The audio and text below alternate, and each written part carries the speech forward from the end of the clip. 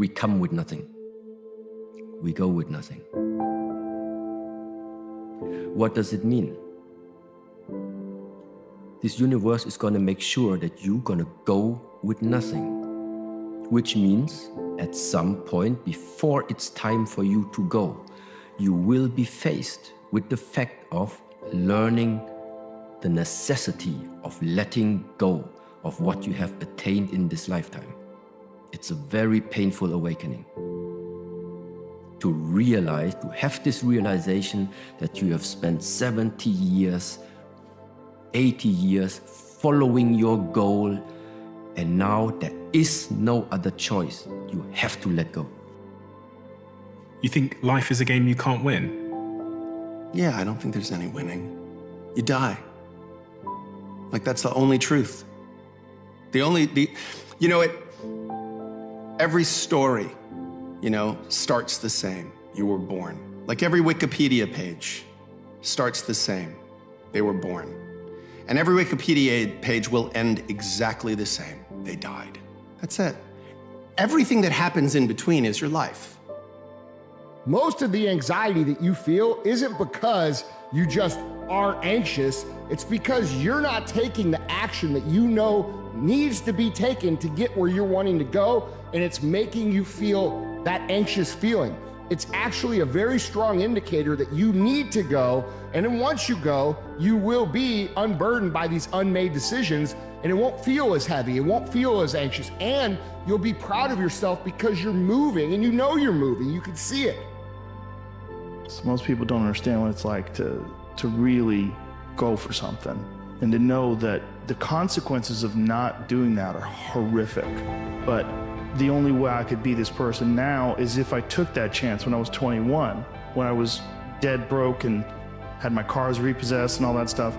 That's the only way you ever get where you want to go. You have to take a path that's dangerous. And most people want to take the safe path. The safe path leaves you stuck in quiet desperation almost every time. It says the most beautiful people we have known are those who have known defeat, known suffering, known struggle, known loss, and have found their way out of the depths. These persons have an appreciation, a sensitivity, and an understanding of life that fills them with compassion, gentleness, and a deep loving concern. Beautiful people do not just happen. Are you settling, or did you move mountains? Did you try, or did you move the fucking world to make it happen? And when you think about like the extreme versions of this, which is maybe the person that you care about most in the world dies if you don't, the amount of options of action that open up is dramatic. The Facebook post that Kobe put after he ruptured his Achilles. I'm gonna read this, it's so fucking good. This is such BS. All the training and sacrifice just flew out of the window with one step that I've done millions of times. The frustration is unbearable, the anger is rage. Why the hell did this happen? Makes no damn sense. Now I'm supposed to come back from this and be the same player or better at 35? How in the world am I supposed to do that? I have no clue. Do I have the consistent will to overcome this thing? Maybe I should break out of this rocking chair and reminisce on the career that was. Maybe this is how my book ends. Maybe Father Time has defeated me. Then again, maybe not. It's 3:30 a.m. My foot feels like a dead weight. My head is spinning from the pain meds and I'm wide awake. Forgive my venting, but what's the purpose of social media if I won't bring this to you? No real image. Feels good to vent, let it out, to feel as if this was the worst thing ever. Because after all the venting, the real perspective sets in. There are far greater issues and challenges in the world than a torn Achilles. Stop feeling sorry for yourself, find the silver lining and get to work with the same belief, same drive and same conviction as ever. One day, the beginning of a new career journey will commence. Today is not that day. If you see me in a fight with a bear, pray for the bear. That's mamba mentality. We don't quit, we don't cower, we don't run, we endure and conquer. Kobe Bryant, 13th of April, 2013. You have an individual or you have individuals, and they have the capacity for the journey. There's a lot of people that got the talent and the skill, but they don't have the capacity for the journey, right? What I mean by the capacity, the things that you have to face in order to sustain, to get to where you're trying to get to. on the journey, because life is always gonna come back, right? You got a goal, you got a dream, you got an aspiration. You wanna do something for your children, wanna do something for your mother, you wanna do something for your company. As soon as you put it out into the atmosphere or the world or the universe, life is always gonna hit back. Life is always gonna punch back. Life always gonna send you back them body blows, just to see. Let me see how bad he want it. It's June, bro. It's halftime. 2024, New Year's Eve. You had told yourself, I'm about to wild out. I'm about to do what I gotta do. It's halftime. What's going on, y'all? If you ain't do nothing yet, what are you doing? Do you really want it? It's officially halftime going into the second half, bro. Make sure y'all lock in. Make sure y'all doing what you gotta do. Make sure y'all take care of yourselves. Even if y'all doing shit that's gonna seed for 2026, make sure you planting them seeds. You say you were gonna start the year. You say you was gonna do this. You say you was gonna do that. But we here at halftime. Ain't nothing been done yet. Don't look at what somebody else is doing. Value what you're doing. Don't worry about what they bring to the table. Bring what you bring to the table. And some of you are not where you're supposed to be because you have limited thinking. I want to challenge you today. You're just as special as everybody else. You're just as powerful as everybody else. You're just as unique as everybody else. You're just as gifted as everybody else. If you want it all, life will give you nothing. And that has been helpful for me because we want everything without the cost, and everything has a price. And you will never be able to get the sufficient price tag paid on everything to reach critical mass, to achieve a modicum of success in any domain, unless you are willing to trade from another. Whether you like it or not, from the time you wake up to the time you go to bed, a lot of us are at war with ourselves. And within that war, we have several battles. Those battles are basically choices. No, I'm not talking about a war that you might find in the Coliseum. I'm talking about a war that's in your brain. Your mind is a muscle, all right? And in order for it to grow, it requires resistance and constant training. And so you cannot expect to strengthen your mindset if you're not willing to embrace new challenges.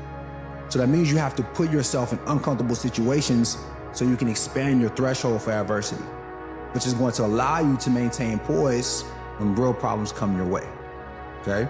Because if you're not proactive with building a strong mind, then you will absolutely end up with a weak one. And a weak mind is a greater liability than a weak body. It says when you can be happy in the midst of hardship, then you see the true potential of the mind. When you get what you want, it's not that hard to smile, but you see the true character of a person when things don't go the way they want it to go, when things don't play in their favor, when they don't get what they want. That reveals, as my guy says, the true character of who they are.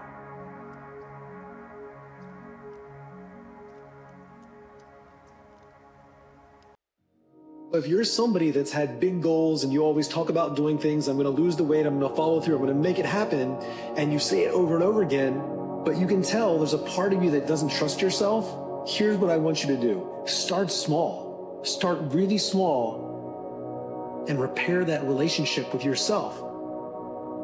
That there's negative thinking, positive thinking, and then there's accurate thinking. And when you hear those things, negative thinking, positive thinking, accurate thinking, you would think that positive thinking would be the way to be. But the important question to ask is, what actually happened? So most of us are triggered from our past, or we have something that happened to us and the emotions get involved and, this ruined me and this is the worst thing. But we have to ask ourselves, what actually happened? Somebody said something that I didn't 100% agree with. Something didn't go the way that I thought it would. I had big expectations. And so we really need to be clear and be accurate. And if you don't know what the ultimate success formula is, what's really going on? What's actually happening here? What's going on? And then the second step is to have a vision. So most people have a vision for what they want, but first step is see it for how it actually is. Second step is see it how you want it. And the third step is make it how you want it. Now, and it comes to accurate thinking. It's really important when we write down goals. It's really important when we get, even in our own personal journal, it's really important not to write down these huge things like I'm going to make $1 billion and all of that. Some people can write that down. Most people cannot. Most people cannot manifest what they want because when they say something that they're going to do, imagine that you have these two selves. You have your inner self, like your subconscious, and then you have your external self. And so you've got these two selves. If your conscious mind is always making these big promises internally and you don't follow through, internally, it's like this part of you starts to say, you know what? They always say that. And you begin to not trust yourself. And so always seek to be accurate in your thinking. It's not good to go over. It's not good to go under, to hit under your goals. It's great to be accurate. And when you can get in the habit of having these projections in your business, these projections in your life, eventually you build so much trust with yourself. What you say becomes law in the universe. And when like your unconscious mind connects with those words that you say, it's like, man, he's gonna actually do it. There's so much trust, the same part of your mind that makes your heart beat 100,000 times a day. You don't even think about it. Your conscious mind says it and then you just do it.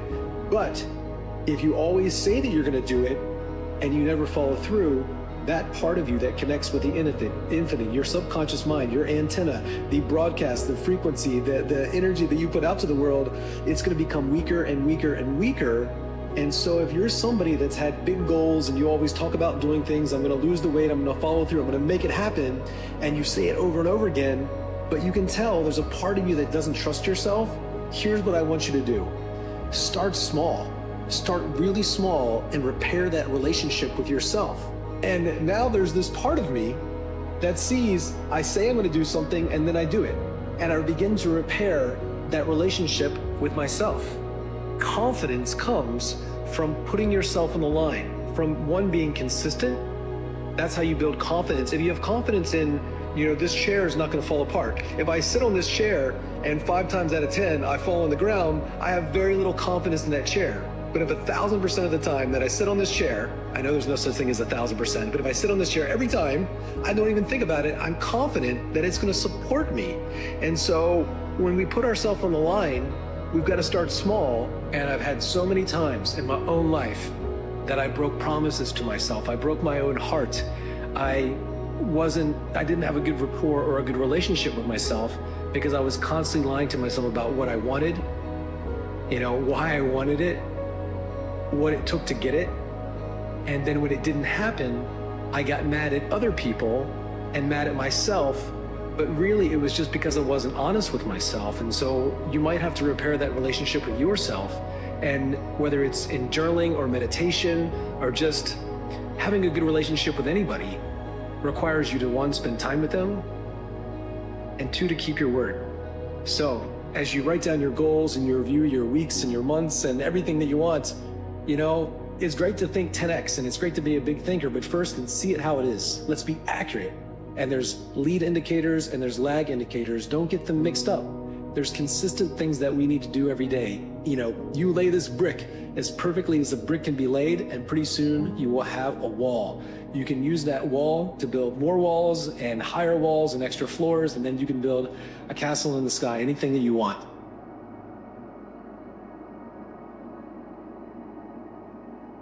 Can you think of anything that happened in your life that at the time it happened, you thought this is terrible? But you can now look back upon it and say, gee, that was actually pretty good. So if something happened to you in the past that at the time it happened, you thought was terrible, but you can now look back and say it was actually pretty good, why are you in a hurry to label anything that happens now bad? Is there any possible way in which in X years it could turn out to be pretty good? Just pausing to consider that question will take you to a different emotional domain. And if you then take the next step and say, is there anything I can do to make that happen? You move into a realm of possibility, and courses of action will open up to you that you never would have considered before. We, from a very young age, have been taught to set goals. And parents, teachers, coaches, all told us, set a goal for yourself and then come up with a plan of action to achieve your goal.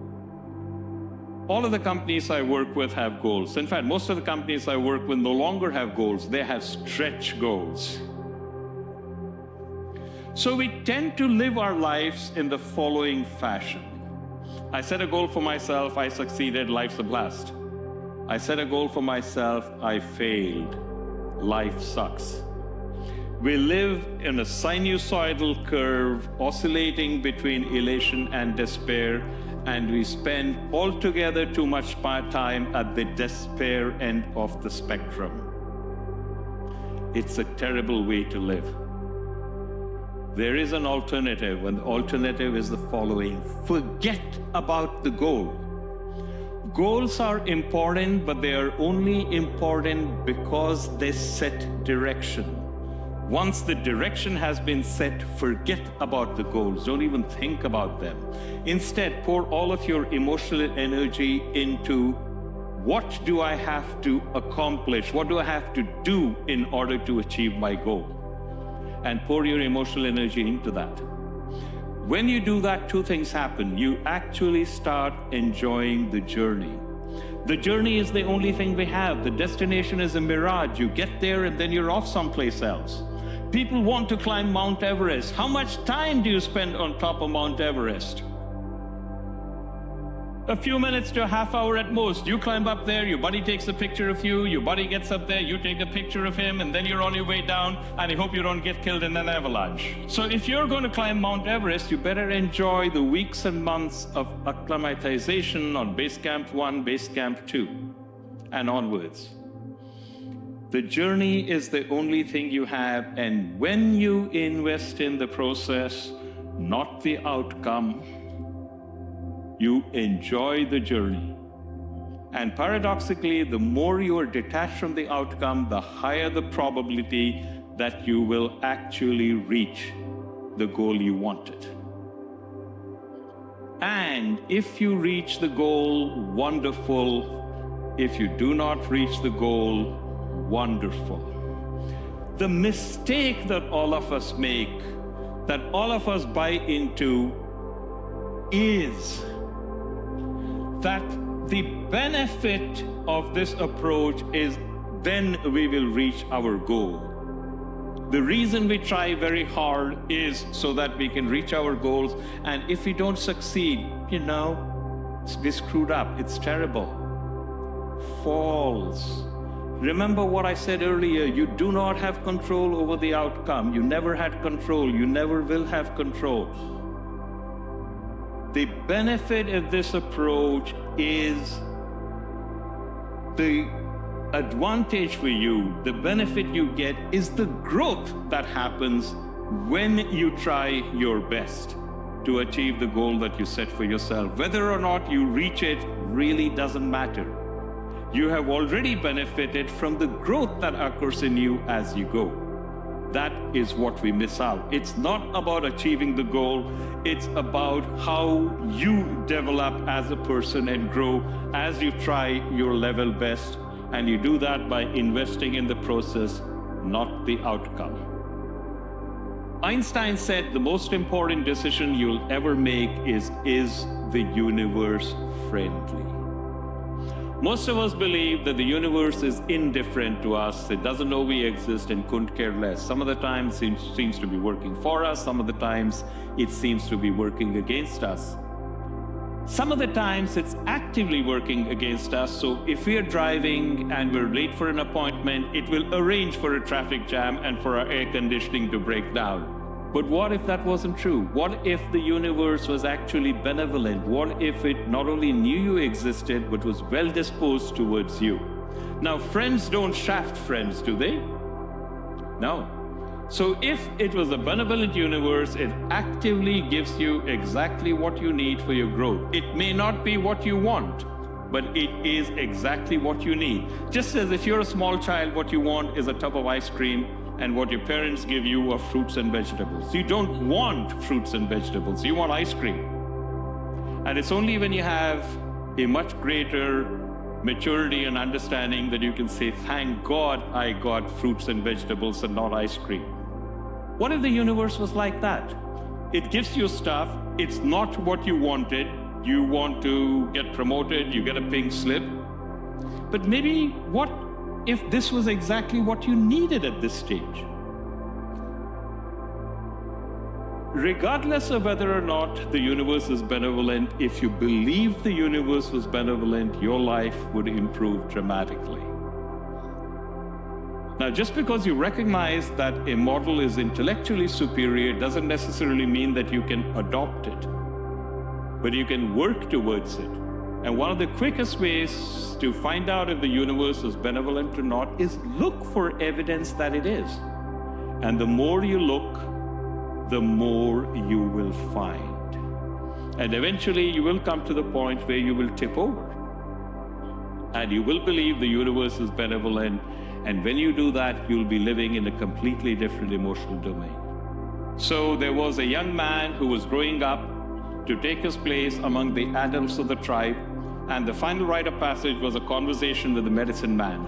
And the medicine man told him, here is this dog, loving, trustworthy, kind, intelligent.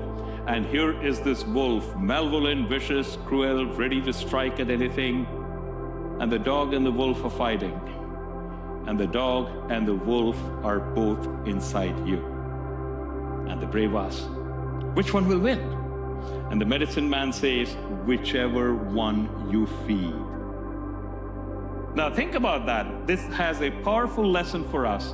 Inside each one of us is an altruistic, let me help my fellow man and do what I can to make the world a better place. And inside each one of us are, let me grab everything I can for myself, and the devil take the hindmost impulses, and the two are always at war with each other. It is your job to selectively identify and feed the dog in you. Don't make the mistake of thinking you're only going to feed the dog. That ain't going to happen. The best you can hope for is that you'll feed the dog a little bit more than you feed the wolf. But when you do that and the dog becomes stronger, it's also your job to selectively identify and feed the dog in everybody you run into. And when the dog in you becomes friends with the dog in the other person, magic happens in your life and in the world.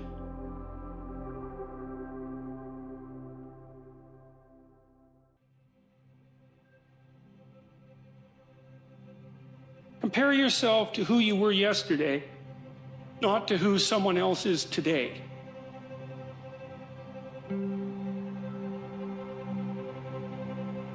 Life ain't about medals. It ain't about gift certificates. It ain't about houses, money, cars, fame, all that bullshit. It's about scars. So when you get judged, when everything is said and done with, you won't get judged on your medals.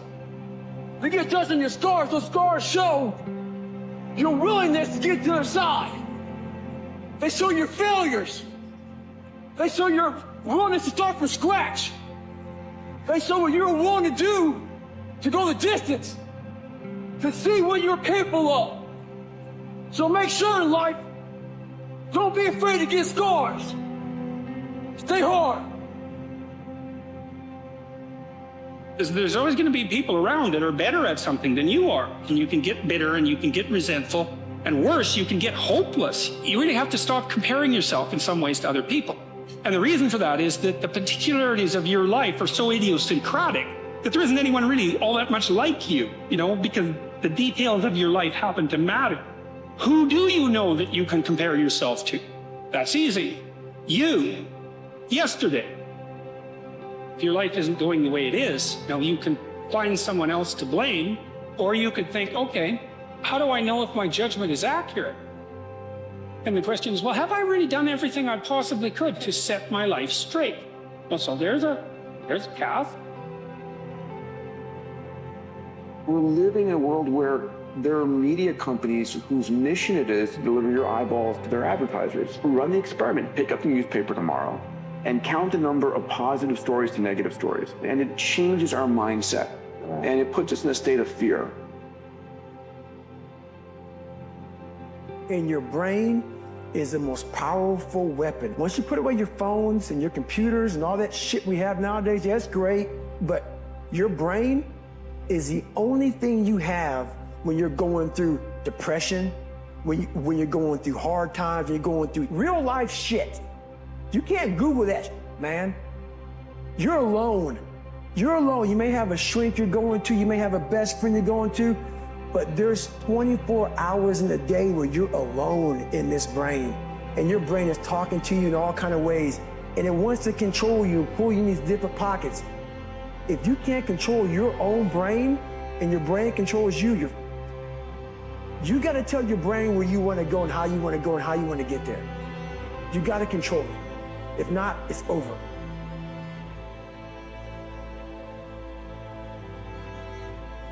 Hard work.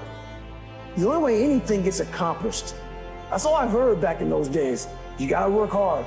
Go back again. Go back again. Go back again. Going back and going back and going back until the shit just becomes, your mind will say, fuck, okay, we're gonna figure it out. He'll find a way. Because he is not going to stop. And that's how you get through things. You put yourself, you immerse yourself wherever it is, and you become that.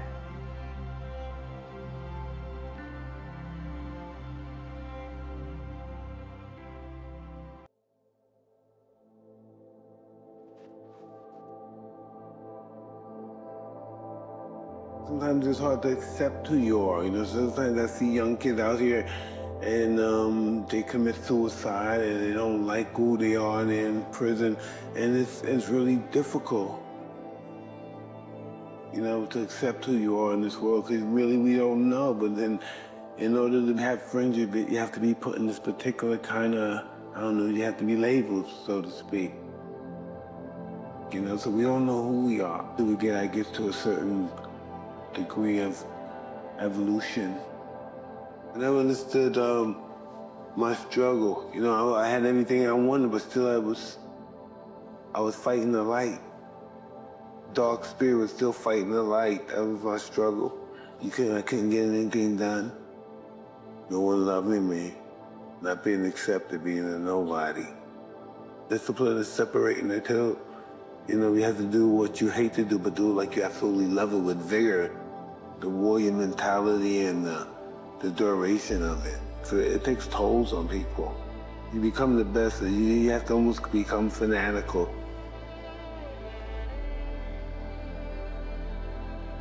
You know, this is my life, this is all I live for, this is my air, this is everything.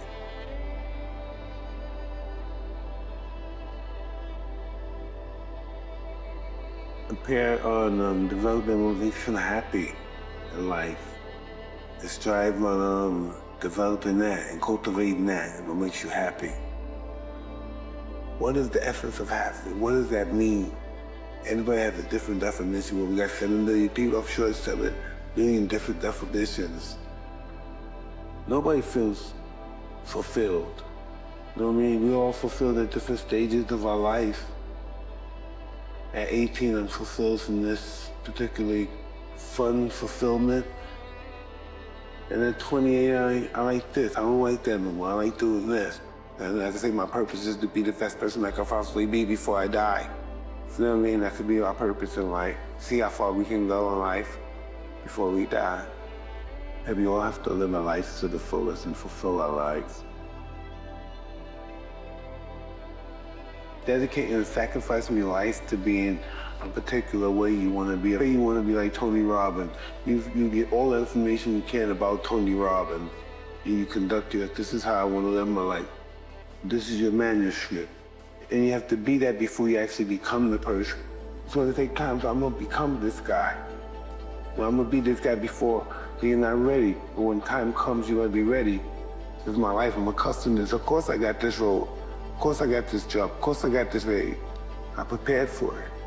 You wouldn't need to be surprised. You have to be him before you can be him. You can't just pop this by training and doing push-ups and knocking people out. This is, I'm the champ. No, you have to be the actual champ.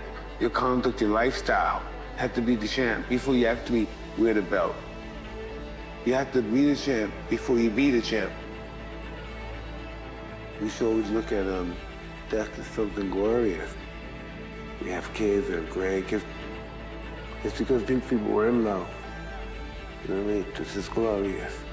Look all we got for free. Death is beautiful. You know, how can life be beautiful if death is not beautiful? But there wouldn't be life if there wasn't death.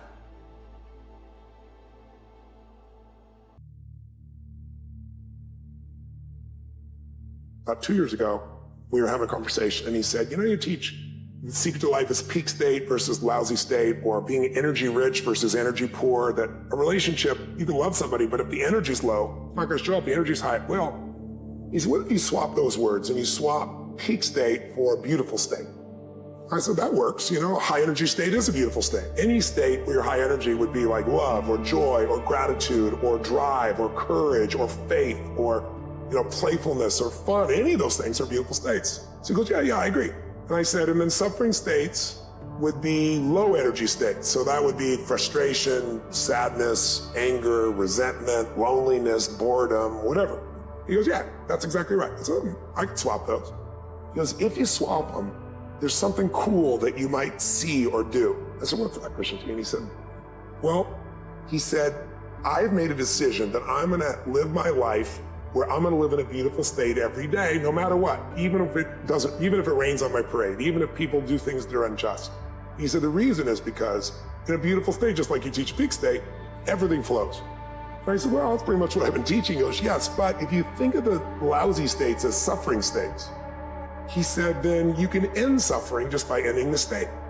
But I realized I didn't relate to suffering. Like if you had told me 2 years ago, Tony, do you suffer? I'd say, are you kidding me? I got the greatest life. I have the most incredible wife and 4 kids, and I got 31 companies, and I'm financially free, and I have a mission I love, and I'm in good health.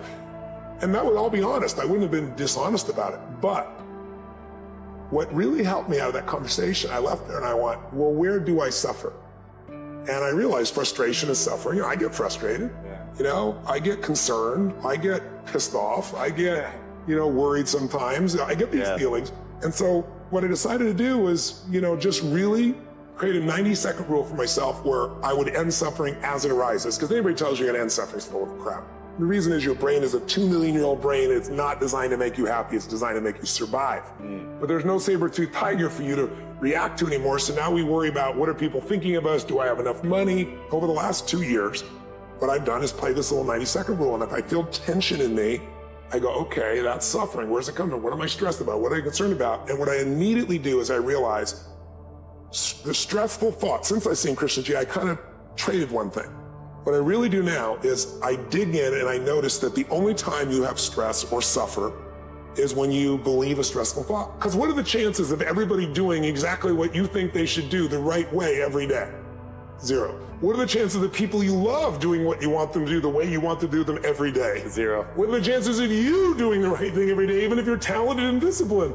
0. So your happiness will never last as long as it's got expectation behind it. What I did was I began to realize I made the decision, it's the most important decision I believe of your life, that I'm not going to suffer anymore. Life's too short to suffer, and I'm going to live in a beautiful state every day.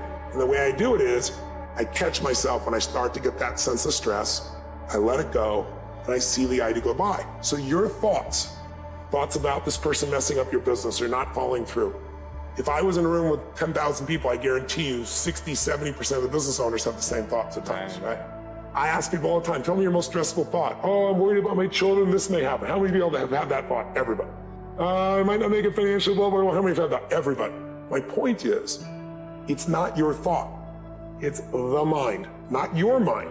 When you think it's your mind, you identify with it, and you can't separate from yourself. Right. But when you realize these thoughts have been around for millions of years, and I'm just thinking the same thought that so many people thought before. Like, how many people have ever thought, I'm gonna kill this son of a bitch? Now, you didn't do it, because you didn't believe you're really gonna kill them. But you felt it, you said it, you were there, right? So we all have thoughts. It's only the stressful thoughts we believe that mess us up. So what I try to show people is, if you can start to realize these thoughts have been around for millions of years. If I told you 1,000,000 years, 1,000, 100 years ago that we're gonna go to the moon and back, you called me a lunatic or crazy. If I said 100 years ago, you're gonna have a little box like this, it'll fit in your pocket, and You can click on it and you can see what the weather is any place. You could click on it and see a live person on the other side of the earth and talk to them by looking in this box. And the way it works is invisible waves are traveling around the earth and it pulls invisible waves in the box. You go like, read between the lines. There's no way, you dumb idiot, it's never gonna happen. So what I want you to realize is thoughts are invisible waves. You need to turn on a TV, it takes invisible waves, and depending on the channel, you're gonna see a love story or an adventure or a drama or a comedy or a horror. The way you use your body determines which of those thought waves come through you. One moment you're pissed off, the next moment somebody makes you laugh, you change your body, you change the channel, you change what comes through you. So what I've tried to do in this area of beautiful state is simple. First, identify where you're suffering. What's your favorite flavor? Are you a worrier? Are you a pissed off person? Stressed, angry. What is it you do? Yeah. Second of all, decide you're gonna kill that monster while it's little. You're not gonna wait till it's Godzilla taking the city. You're gonna break the pattern. You start to feel the stress. You see it as thoughts going by, and then you focus on something to appreciate, enjoy, or love. Appreciation, love, and joy destroy suffering. You can't be grateful and angry simultaneously. It's possible. You can't be worried and fearful and grateful simultaneously. So I tell people gratitude is one of the emotions to cultivate that'll destroy the suffering.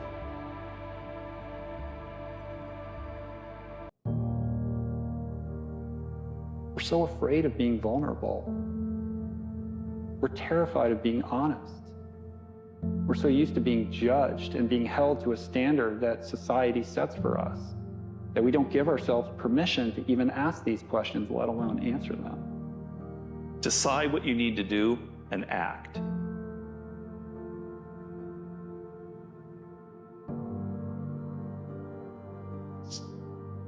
The foundation of all strength is pain. Embrace pain. Pain is something to embrace. If there's no resistance to you, you're not going to get anywhere in life. The purpose of a goal is not getting it anyway. The purpose of a goal, who you become. Who you become is going to make you happy or going to make you sad. Because some people think when you lose a dream or you lose something, that it's over. But you didn't lose who you are. You lost that thing, that placement. Life might not be adding up to what you wanted to add up to, but at least you have another, every single day is a new beginning. Every day is a new beginning. And certain days aren't going to look like you want them to look, but at least you have another chance. Like 150,000 people die every day. That's 55 million people a year. If you're looking for a blessing, realize that's your blessing. You have another opportunity in life. The only way you're going to get strength in your life is if you go through that hard moment, that tough moment. Realize this, just because it's a chapter, it doesn't mean it's your whole story. Most people think the things that are temporary are the permanent things. The temporary passing, I'm going through a breakup. You don't understand that in a month you're going to be okay. When you're in a low, when you're feeling bad, you think that thing you're feeling is how you're going to feel forever, which is what makes it feel worse. All of your emotions are temporary. They're passing things. So most of our pain comes from believing, I believe, that we should keep holding on to these things that are really heavy in our lives. We're constantly looking at life. What is it? What is it? Where are we? You know, look how interesting. Look at different cultures, different beliefs. You know, how do they come to that? How do I feel about that? What do I think? It is a daily adventure. You have your voice. It's there. Just do it. Do it. Do it. Do it. Create. You know, don't let anyone stop you.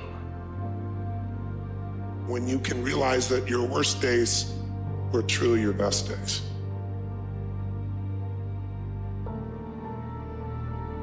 When you can realize that every human being goes through pain and injustice, some more than others, but everyone goes through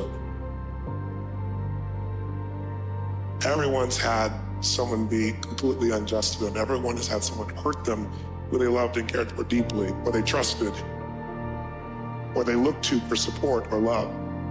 It's part of how we grow spiritually. There's no possibility to build muscle without something you have to lift. And if you don't lift it, it will crush you. And if you lift it, it will be painful. It's not easy to lift those things. But the day in which you finally find inside yourself the story and state that finally makes you no longer be willing to be pressed down by your past, that day your life not only changes, but you also now have the ability to give the gift to others. And the most beautiful day, though, is the day when you go, If it wasn't for all that I hated most, I wouldn't have what I love most. Realizing that there was a meaning in all of it and that it served something greater than just little me. Can't tell me you ain't tried. Anybody who is determined to do something, who wants something to be different, it will eventually be different. Everything around you is gonna change as soon as you change the things around you. I'm tired of everybody running around complaining as if you're on the receiving end of whatever this world wants to dump on you and you don't have a choice. And of all the things that you would assume that motivated me to work my ass off and make my life different, I was hungry.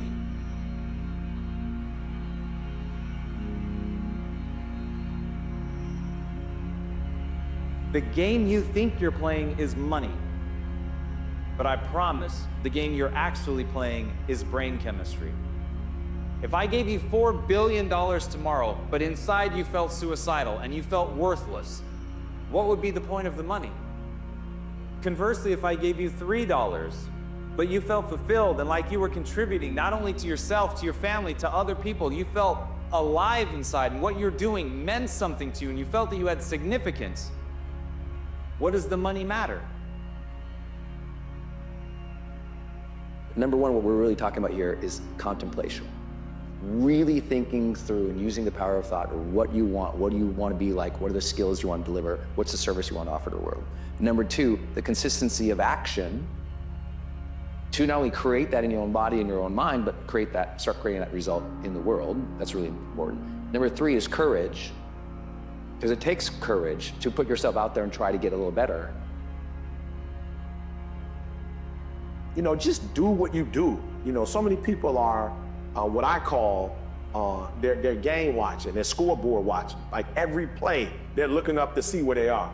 You know, and I mean, you can't scoreboard watch and play the game at the same time.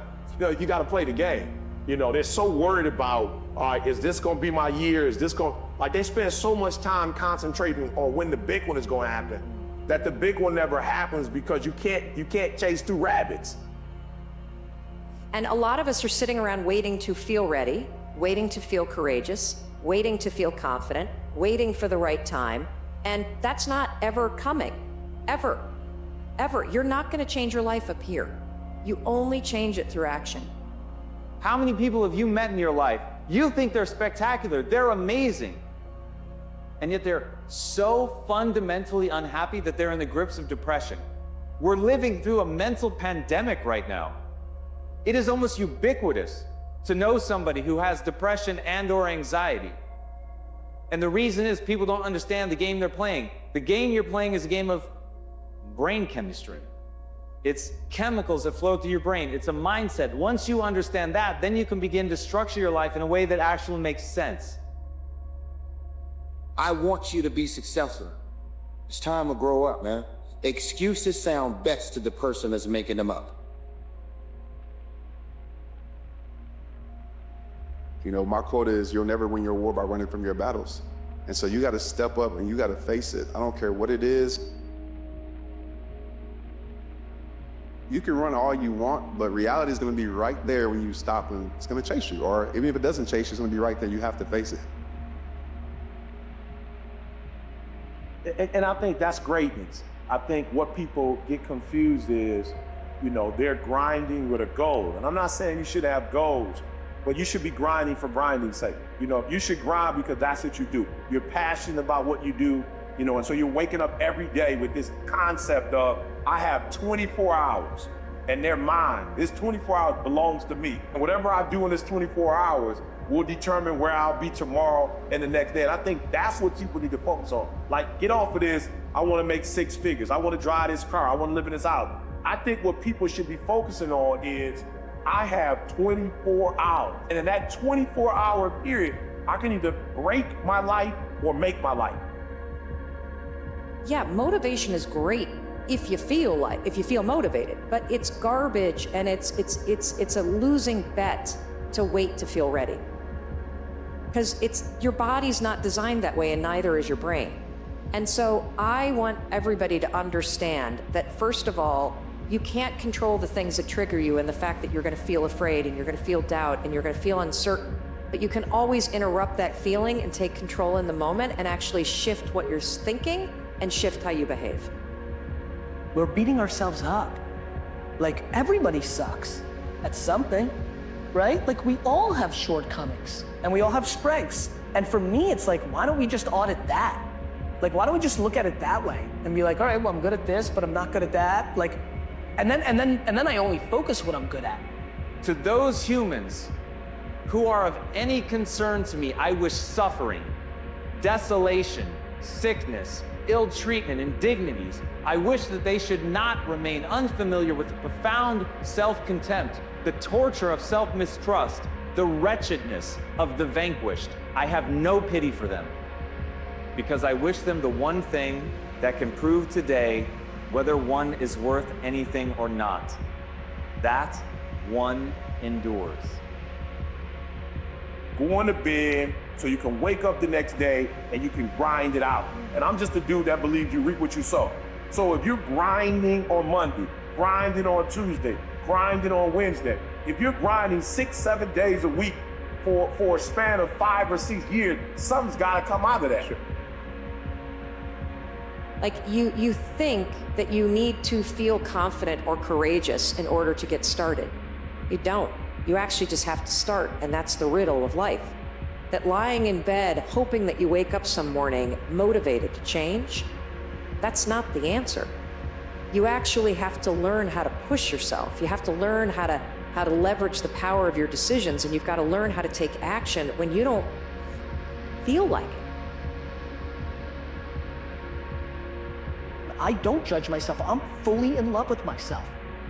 But I'm also fully in love with everybody else too, right? It's not like it goes both ways. Like, I tell people to buy into me, that work for me, it's because I buy into them first. Everybody makes these big deals out of things that just don't matter. It's perspective. You know, my selfishness comes from my selflessness.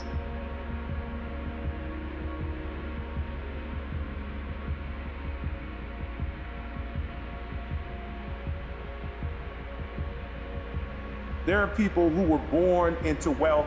There are people who were born into a certain network. I wasn't. But here's the trick. Even though I don't have what they have, I can outwork you. So if I'm getting up at 3 o'clock in the morning, and as sweet as you are, networks, errands, wealth, opportunities, and you're getting up at 8, I've got a 5-hour jump start on you. So what I'm trying to explain to people is my ritual is, I'm gonna beat you to the spot. I'm gonna beat you to the spot. That's what it's all about. That's life. That's the human condition. Most people think that Charles Darwin said that it's the survival of the fittest. Darwin never said that. It was said years after his death. What he did say, and burn this into your nervous system, what Darwin said was, it's not the strongest of the species that survives, nor the most intelligent, but rather the most adaptive to change. You can know what you want, you can know what you should be doing, but how do you make yourself do it when the feelings and the motivation isn't there?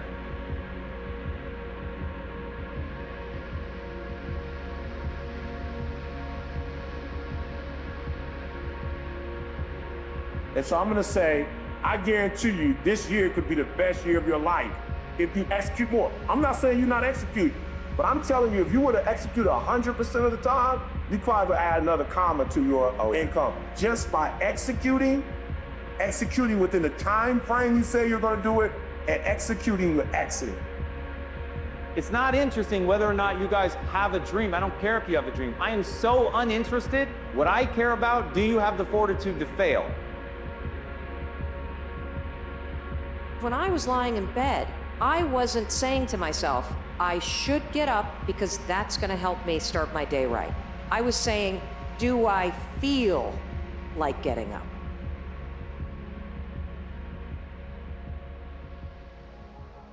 I am enough. But enough of what?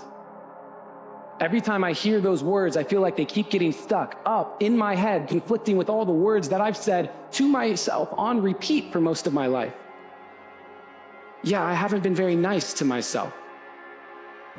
Bottom to top, I spent most of my time focused on why I was not enough. Flat feet, too slow. Chicken legs won't grow. Like self-deprecation was an occupation I went pro long ago. And I know that the mind learns through repetition. And no matter how quiet I speak, it's always around to listen. Creating the vision of who I am based on my self-talk. So why not speak what I can and stop all the can-nots? Because I got a lot of knots. I thought a lot of thoughts that brought a lot of nada, so I fought to make them stop. And I finally gave my ego what it wanted, and I told it what I am not. I am not dumb. I am not ugly. I am not giving up. I am not weak. I will get back on my feet no matter how much I slip up. I am not broken, I am not afraid, and so when the going gets tough, I can see what I am not, and it reminds me I am enough. I am enough strength to overcome any obstacle placed in my way. I am enough courage to keep my heart open after heartbreak. I am enough will to get through any hard day. I am enough fun to turn all my work into play. I am enough pride to not be torn down by what others say, and I am enough humility to own up to all my mistakes. And it doesn't take a special ability, just a perspective shift to go through this list and always remember this. For everything I'm not, there's something that I am. For everything I can't, there's something that I can. I can be happy. I can be free. I can be authentic. In fact, I'm already me. And I am so grateful and proud of me and everything I am. And so for the rest of my life, I will do whatever I can to remember that, yeah, I am not a lot of stuff, but there's one thing I am. I am enough. Not all shared subjective reality is true. So what I write about in my book is how to study the culturescape, the shared subjective realities we are living in, and identify what rules help you and what rules are really rules or bullshit rules. Rules that hold you back from truly living your most extraordinary life. So let me give you an example of a bullshit rule. Growing up in an Indian family, there's a lot of pressure to be successful. Your family pushes you to be a lawyer, a doctor, or an engineer. And if you're not any of that, you're a family embarrassment. So in my case, I loved art. I viewed artists, the idea of me being an artist, as disappointing my family, as the opposite of success. So I signed up for computer engineering classes. I studied hard, went through all of these boring as hell classes that I had no interest in at the University of Michigan, so that 5 years later, I could get a job at Microsoft. And now, boom, I was it. I was working for Bill Gates. I was at Microsoft. 11 weeks into Microsoft, I realized I was miserable, and I quit cold turkey. I realized that for 5 years I was pursuing something that I had no interest in because the rules of the culturescape of being a good Indian kid said, be a software programmer. So I quit. I joined a nonprofit, and that's really when my life began. I dabbled in different things from traveling around the world to meditation to art. But it was through following these passions, it was through ignoring the bullshit rules of the culturescape, identifying what really drove me, what made me passionate, that I was able to build the life I have today. And that's really why I'm so adamant about teaching people through my work to question everything, to question your religion, to question your societal rules, to question the idea of a college degree. That's how I feel all of us should be living life, by questioning everything. And I don't mean being skeptical of everything, there's a difference. I mean healthy skepticism, ultimately questioning the rules of the culturescape so we can stay true to our own inner identity. I think the idea of goal setting in the Western world is rubbish. Because here's what happened. When you ask people to set goals, even if you teach them methodologies like SMART, SMART goal setting, you are basically encouraging people to set goals based on that same culturescape with its restricting rules. So people, especially in the United States, set goals along the lines of this. Okay, we need to get good grades so I can graduate high school, so I can get into a good college, need to study hard to get a good GPA, so maybe I can go to graduate school, or maybe I can do well in my LSAT, that becomes the next goal, get into law school, the next goal, graduate from law school, get into a partnership, become a lawyer. And that's how teenagers often think about their life, these series of like ticks that they have to go through. But here's what happens. Let's actually look at that. Let's look at lawyers. 50% of lawyers in America are clinically depressed. It's not just the US, I think Australia did a similar study. So why are kids going into these professions where they end up in a job that they thought was a good goal at one point, only to find themselves absolutely miserable? We set our goals to have 2 cars and a house of a certain size, to be in a marriage. It's because these goals aren't coming from inside us. They're coming from the culturescape. And the culturescape is basically a safety net mechanism. You see, for the longest time in human history, we had to watch out for each other. There were wars, there were disease. Go back 1,000 years, there were wild animals that might kill you. So you had to follow certain rules of the culturescape to stay safe. Among these were get a good education, so you are not stuck in a factory job, so that you can have a blue-collar job. It was get married, so if you're a woman, you have a man to provide for you. It was have 5 kids, because if you go back 50 years ago, infant mortality was so much higher. You had 5 kids, 2 were gonna probably pass away. But the problem is, people continue with these same rules in today's world when everything has changed. So the thing is, I don't believe in goal setting, because when you teach traditional goal setting, people are locked into the rules of the culturescape. So here's what I suggest. I suggest we ask ourselves 3 questions, and I call these the 3 most important questions. Now, the first question is this. It's what experiences do I want to have? Okay, now I'll tell you why that's important. You see, there are 2 types of goals. There are means goals and there are end goals. So people tend to chase means goals, not realizing these are very different from end goals. A means goal is do well in my LSAT, graduate from college, get that particular job, save up for retirement. But if you ask these people, why do you want that? There's always a so. Well, I want to qualify for college, so I can do this. I want to become a lawyer, so I can do this. Well, the so leads you to the end goal. Now, what are end goals? End goals are these things that really lead to the beauty of being human. It's waking up next to someone you madly love. It's holding your first child in your arms. It's having a puppy. It's seeing your business open for the first time. It's making that, getting that first customer. It's completing your first book. It's creating a work of art and having people admire it and fall in love with it. These are end goals. So what I advocate is, and the 3 most important question is, forget the means goals. Means goals are goals designed by the culturescape. Instead, go straight to the end goals. Now, the first question you ask yourself to identify your end goals is, what experiences do I want to have in life? And this is where you start writing down your experiences. When I do this exercise, I ask people to take out a piece of paper. So if you're watching, do that right now. Take out a piece of paper, 3 columns. Top of the first column, you're going to write down experiences, right? And ask yourself, what experiences do I want to have? Who do I want to wake up with? What type of house do I want to live in? What countries do I want to visit? Where do I want to travel to? What adventures do I want to have? Whether it's climbing Mount Kinabalu or hiking the Andes. What type of family life do I want? What dog do I want? The beautiful thing about experiences is, often, they don't require that much money. It's crazy. We associate money with happiness, but often, the most beautiful experiences in life require no money. Almost any human being today can fall in love, can make a baby. These are some of the most profound experiences I've had. So the first thing is you make a list of your experiences. Now the second thing is you ask yourself this question. For me to be the man or woman who has all of these experiences, how do I have to grow?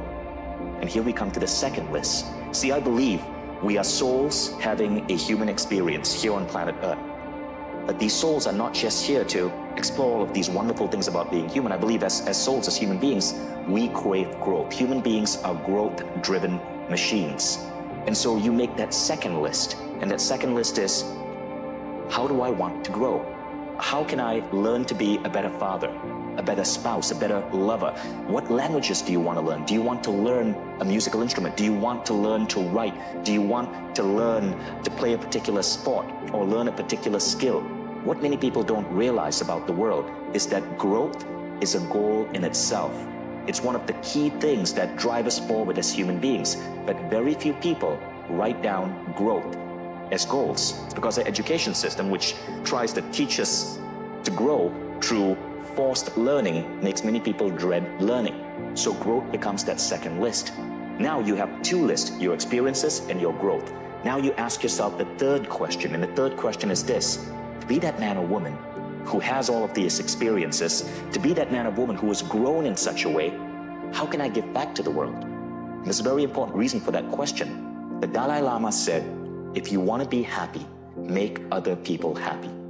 And I believe that when you do these three most important questions, that third category is what truly leads to fulfillment. It's when you can take your growth, you can take your experiences and contribute to fellow souls, contribute to the human race.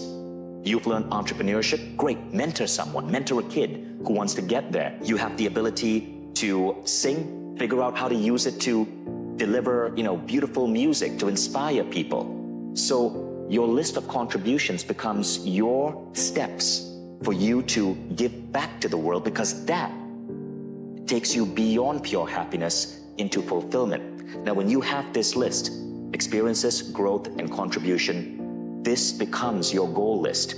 Everything else is just a means goal. Now, when I started creating this, I found that it allowed me to rewire my brain, to shortcut and bypass so many bullshit rules, to go straight to these final items, to go straight to ways I could contribute, ways I could grow, ways I could have these beautiful experiences.